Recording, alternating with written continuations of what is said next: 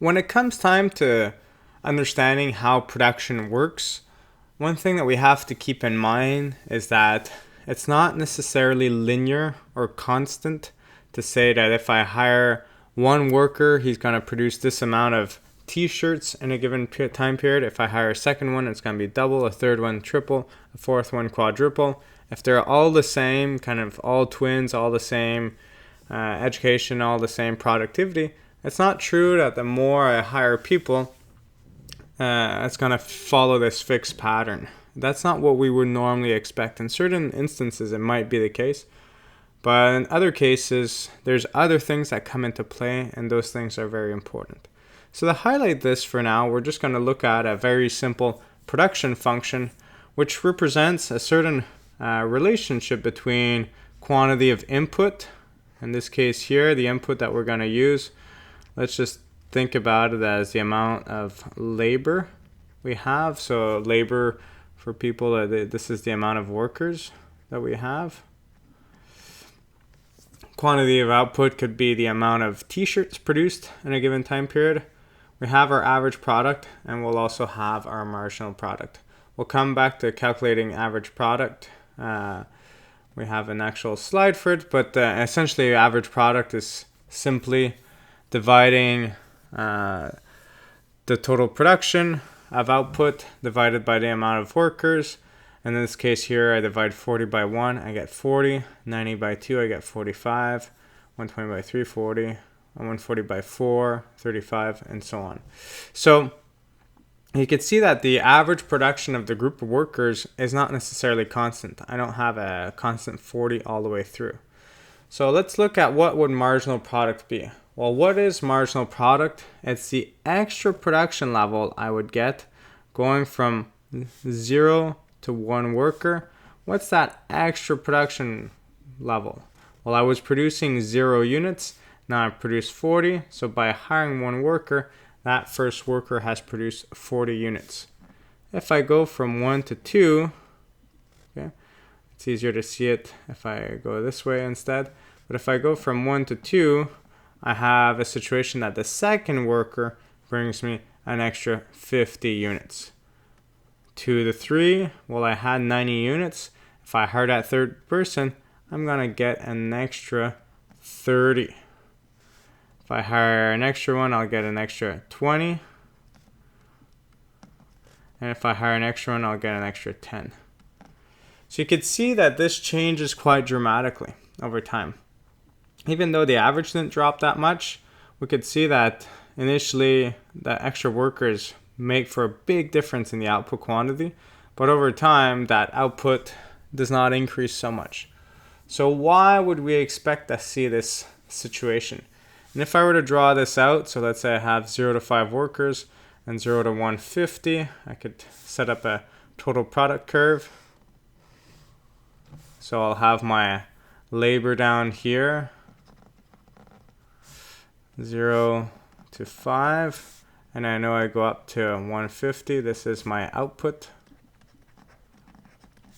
So I have this point here. If I were to look at the other points, 1 and 40, 2 and 90, 3 and 120. So here, if I just set it up quickly, this would be 100, 50, 1, 2, 3, 4, 5. So 1 and 40, I would have this point here. 2 and I said and 90, this point. 3 and 120, I'd be somewhere over here. 4 and 140, I'd be over here. So you could see that this has this kind of shape that goes up steep and then it flattens out. Ideally, I'd be going through these points, but I'm going in this situation here. So this is my total product curve. So it shows the relationship between labor and the total product, or my output level. So here it picks up and then it flattens out. Okay. So why is the productivity picking up initially? Why do I have this situation? Well, the easy way to explain this situation is if you imagine going to Subway or going to a pizza shop and only having 1 worker. How many subs can this person pump out and sell? Well, if there's only one worker at the Subway, you think this worker's going to have to take the order, take out the bread, put the veggies, then move on to the meats, and then have this person pay, and then do it all over again.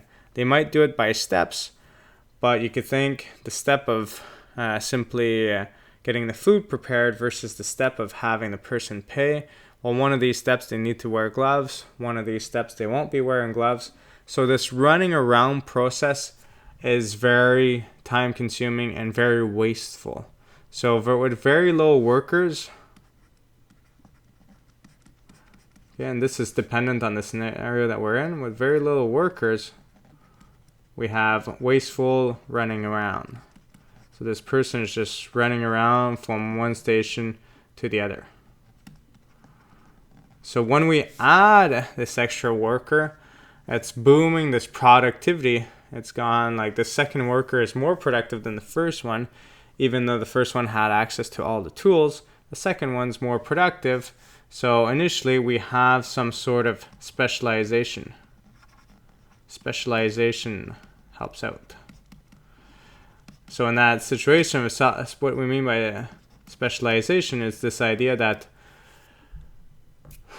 you should be the one in charge of potentially taking orders, veggies, maybe even meats or something else, or I could be the one having people pay, taking orders, and so on and so forth. And you try to set it up that it flows nicely and that's always someone is working, but there's not much wasteful time between the individuals. So you set it up in a way that specialization helps out. So you have that happening, and you'd have that happening in most restaurants or different types of businesses where this kind of idea of specialization helps out. If you think of Henry Ford and his first kind of production line, it's based on this specialization idea. However, in this short time framework, because in chapter 7 so far we're just looking at this is production decisions we have today or tomorrow. We don't have a massive time work. We're limited, we're confined to a certain space. So if you think of a Subway, I could have a couple workers, but let's say we look at the Subway in Lennoxville or the Quiznos on campus, there's a limited amount of space. So the third worker is going to add a certain productivity in the amount of subs or that we could pump out. The fourth one as well, but over time, it's going to taper off that even if you hire more people, it's not necessarily becoming more productive. Those extra people are maybe just taking out the trash, going to get some ingredients if some are needed. It's very unproductive. So we have this situation here of what we will get to know as diminishing marginal product of labor. Diminishing marginal product is the biggest idea here, but because we're talking about the production of labor, that's why I put marginal production of labor. So this is the situation that we have from our previous example. And this is the situation that you'll always encounter, that you have one part specialization, so one part that focuses on specialization, and the latter part is going to be about diminishing marginal product of labor.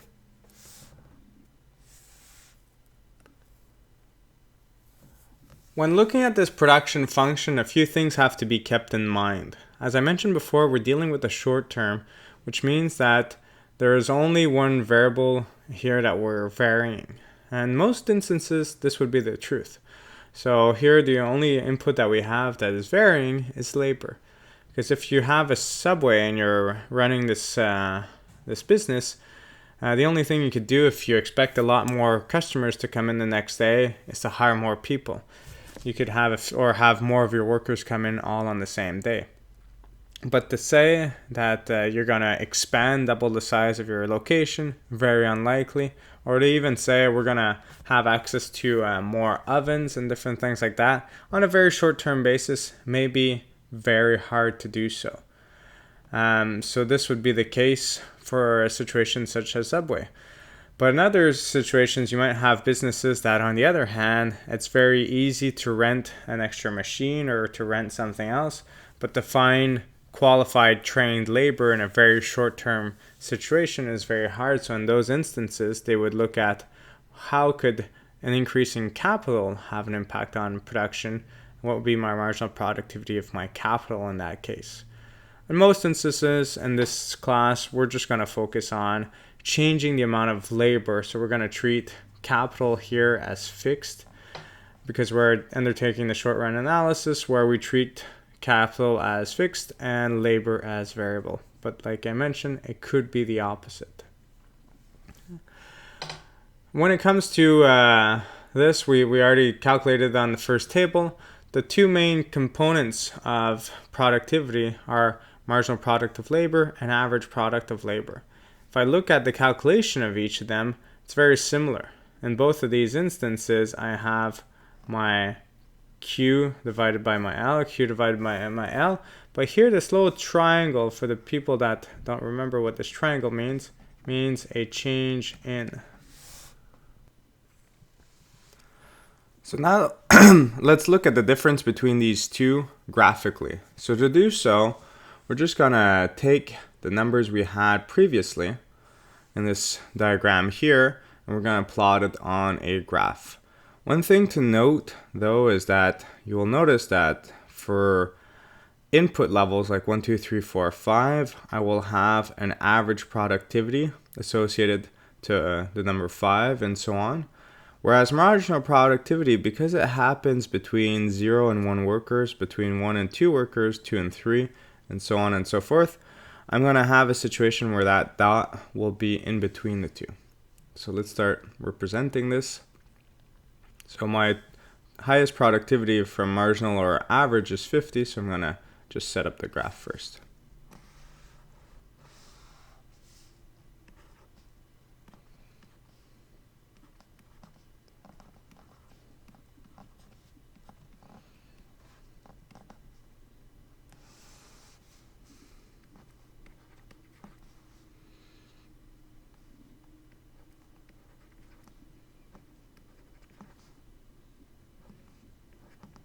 Oops, could have been a little bit better. Let's just so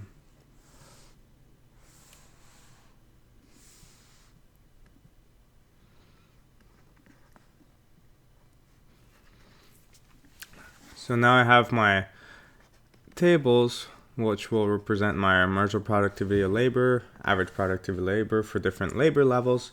Let's just try to remember a few of these. So for inputs 0, 1, 2, 3, 4, 5, I have 40, 45, 40, 35, 30. So 40, 45, 40, 35, 30. If I link these up, it's not perfect, but it gives me a general idea of what the average productivity of labor curve would look like. If I then take the information for marginal productivity of labor, I have 40, 50, 30, 20, 10. It goes here. So in between 0 and 1, I have 40. Let's set it up in green. Actually, I have 40. And I have in between 1 and 2, I'll have 50. And then I have over here, I have 30, 20, and 10.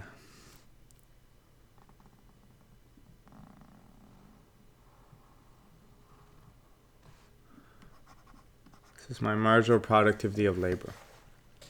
One thing we can notice from this graph, and if you were to do the same example, just change the numbers around, change the output levels around, calculate marginal productivity of labor, average productivity of labor, and you were to graph it, you'll notice that MPL will pretty much cross average product of labor always on the top section. If this was done perfectly, it would be always on the maximum point, and there is a very specific reason for this.